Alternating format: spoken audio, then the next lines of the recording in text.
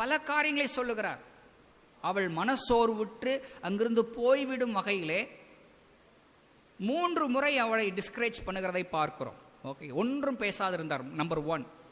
இரண்டாவது, நான் இஸ்ரவேல் வீட்டாருக்கு காணாமல் போன இஸ்ரவேல் வீட்டாருக்கு தான் அனுப்பப்பட்டிருக்கிறேன், கிட்டத்தட்ட உனக்கு அல்ல என்பதை போன்ற ஒரு பதில்.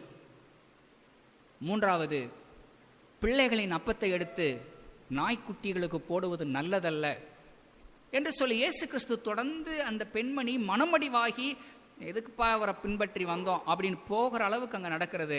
ஆனால் அந்த பெண்மணியோ, இயேசுவே, உம்மை விட்டால் எனக்கு வேற யாரும் கிடையாது, ஒருவரால் மட்டும்தான் என் மகளுக்கு சுகம் தர முடியும், உம்மாலே கூடாத அதிசயமான காரியம் ஒன்றும் இல்லை என்பதை நான் அறிந்திருக்கிறேன். ஆகவே நீர் என்ன சொன்னாலும் நான் திரும்பி போக மாட்டேன், நீர் என்ன சொன்னாலும் நான் உம்மை பின்பற்றி வருவேன், உம்மை பின்பற்றி வருவதற்கு எத்தனை தடைகள் வந்தாலும் போக மாட்டேன், உம்மை விட்டு போக மாட்டேன், உம்மை தொடர்ந்து பின்தொடருவேன் என்று சொல்லி பின்தொடர்கிற ஒரு அற்புதமான தாயை பற்றி இயேசு கிறிஸ்து கூறுகிறார். ஸ்திரீயே, உன் விசுவாசம் பெரியது, உன் விசுவாசம் பெரியது, நீ விரும்புகிறபடி உனக்கு ஆக கடவுது என்றார். அந்நேரமே அவள் மகள் ஆரோக்கியமானாள் என்று நாம் வாசிக்கிறோம்.